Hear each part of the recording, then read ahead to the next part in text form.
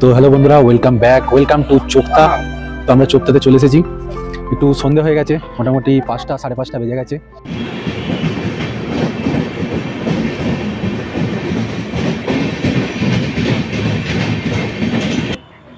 তো হ্যালো বন্ধুরা, welcome to the couples ডায়েরির আরও একটা নতুন পর্বে। তো কেমন আছো তোমরা সবাই? আশা করি সবাই খুব খুব খুব ভালো আছো।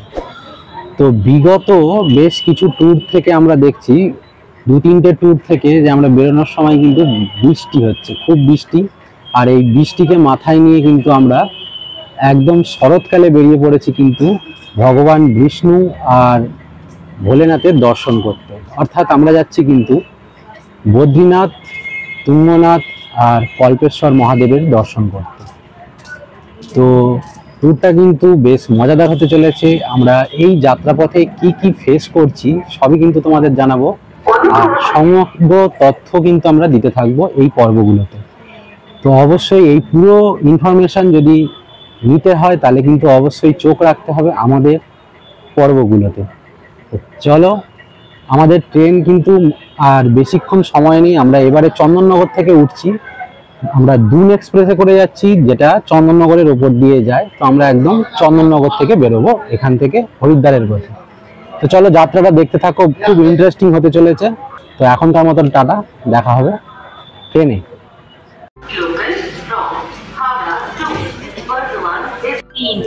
তো আমাদের ট্রেন ব্যান্ডেল স্টেশন ছেড়ে বেরিয়ে যাচ্ছে। তোমরা দেখলেই চন্দননগর স্টেশনে আমরা কিভাবে ট্রেন ধরলাম। তো ট্রেন মোটামুটি 10-15 মিনিট লেট আছে।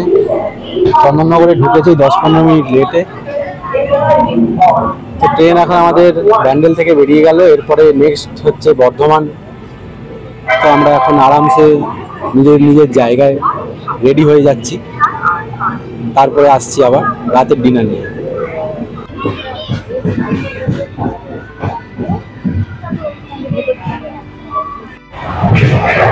তো চলে এসেছি একদম রাতের ডিনার নিয়ে। আর একদম দেখতে পাচ্ছ লাল লাল কষা কষা, দেখে আবার ঘাবড়ে যাও না, যেটা বিশাল তেল মশলা। হ্যাঁ, তেল তো আছে বটে, কিন্তু মশলাটা হচ্ছে কাশ্মীরি লাল মির্চের লাল।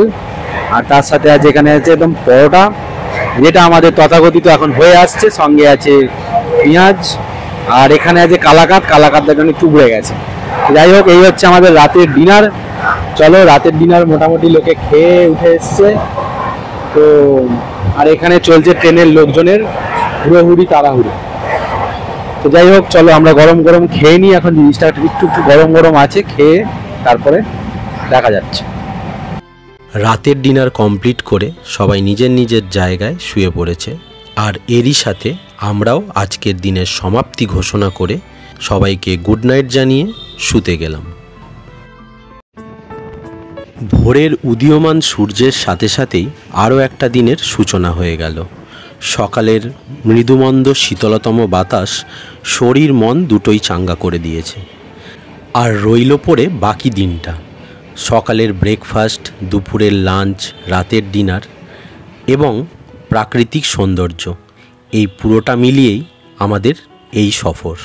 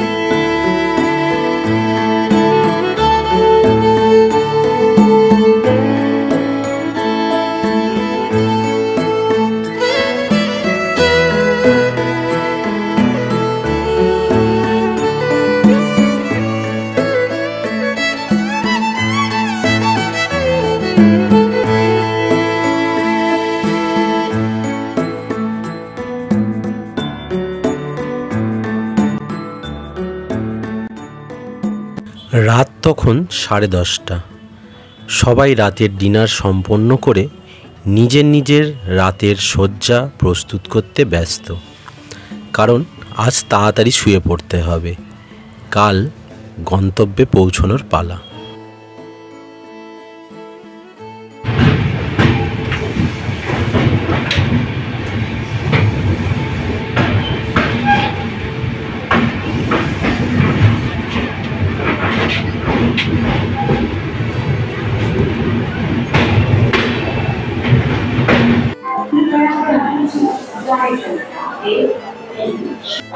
Good morning everyone, good morning from Haridwar.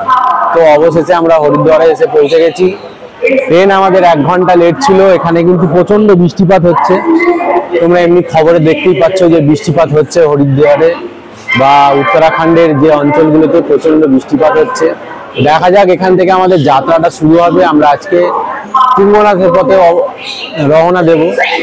তো একটু স্টেশনে ফ্রেশন আপ হয়ে হালকা ব্রেকফাস্ট করে আমরা গাড়ি ধরে বেরিয়ে পড়ব তুঙ্গনাথের পথে। তো চলো, আমরা পেছনেই দেখতে পাচ্ছি ডুন এক্সপ্রেস দাঁড়িয়ে আছে। তো যাত্রাটা শুরু করছি। কিভাবে আমরা যাচ্ছি তোমরা দেখতে পাবে, অবশ্যই কিন্তু চোখ রাখো।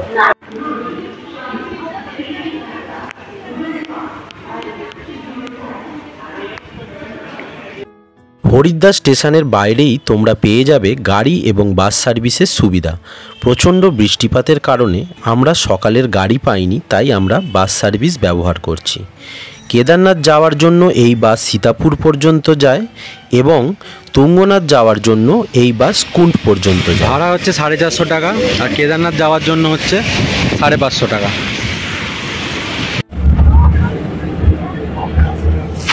দীর্ঘ 1 ঘন্টা প্রতীক্ষার পর আমাদের বাস বেরিয়ে পড়ল কুন্ডের দিকে।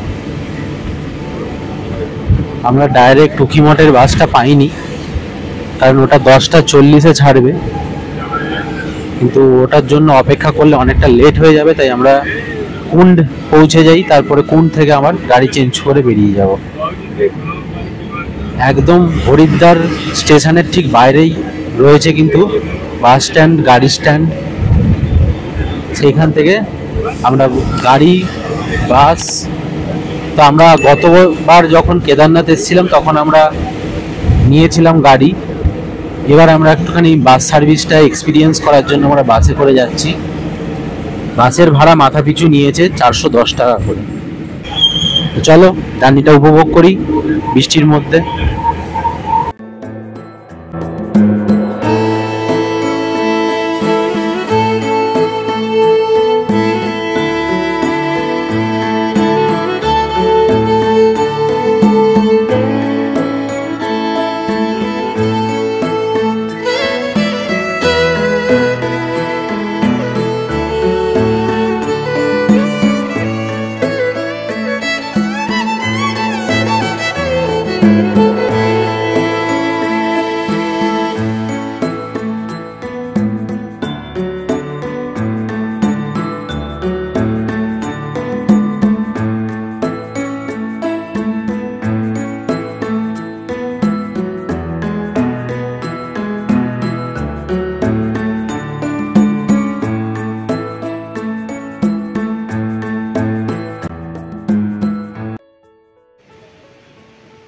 অবশেষে আমরা এসে পৌঁছলাম কুন্ডে।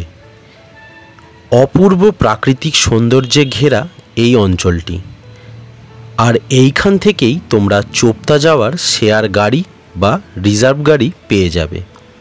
ভাড়া পড়বে মাত্র 300 টাকা মাথা পিছু। তো হ্যালো বন্ধুরা, welcome back, welcome to Chopta. তো আমরা চোপতাতে চলে এসেছি। একটু সন্ধে হয়ে গেছে, মোটামুটি 5টা 5:30 বেজে গেছে। আর দুষ্টুর একটুখানি হালকা শরীর খারাপ হয়ে গেছে, তাই আর এখানে দেখাতে পারলাম না। আমরা চোপতার গাড়ি পেয়ে গেছি, যেখান থেকে আমরা নেমেছি। বাসে করে এসেছিলাম, এসেই আমরা নেবেই আমরা গাড়ি পেয়ে গেছি চোপতার জন্য। চোপতার গাড়ি কিন্তু মাথা পিছু 300 টাকা করে ভাড়া নিয়েছে। আর একদম চোপতার যে দেখো, চোপতার পুরো গাড়ি স্ট্যান্ড, এইখান থেকে কিন্তু যাত্রা শুরু হয় তুঙ্গনাথের। তো তোমাদের দেখাচ্ছি হোটেল আর যাত্রাটা কোথা থেকে শুরু হয়, ঠিক তার সামনেই আমরা হোটেল নিয়েছি। তো এই হলো গাড়ি স্ট্যান্ড, আর এই হচ্ছে তুঙ্গনাথ যাওয়ার রাস্তা। তো আমরা এগিয়ে যাচ্ছি তুঙ্গনাথ যাওয়ার রাস্তার দিকে।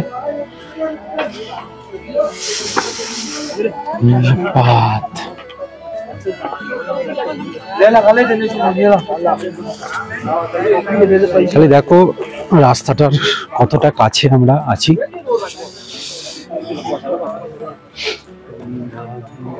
তো এই হচ্ছে আমাদের হোটেল।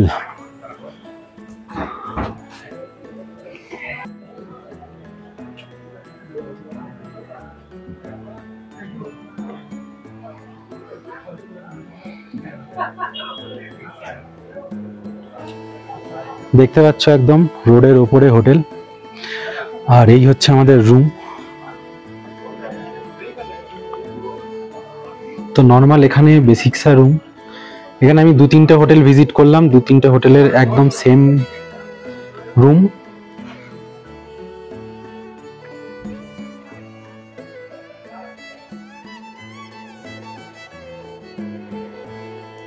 তো এই হচ্ছে দুটো বেসিক বেড দেওয়া আছে এখানে, একটা ডাবল বেড, একটা সিঙ্গেল বেড। একটাতে দুষ্টু শুয়ে আছে, একটু অসুস্থ তোমাদের বললামই। এখানে লাইট রয়েছে, আর এখানে একটা দেখতেই পাচ্ছ মিরর রয়েছে। এবার লাইটটা কেন বললাম, লাইটটা হচ্ছে এখানে সোলার লাইট বেশি ব্যবহার হয়, আর লাইটটা কিন্তু সবসময় থাকে না 24 ঘন্টা।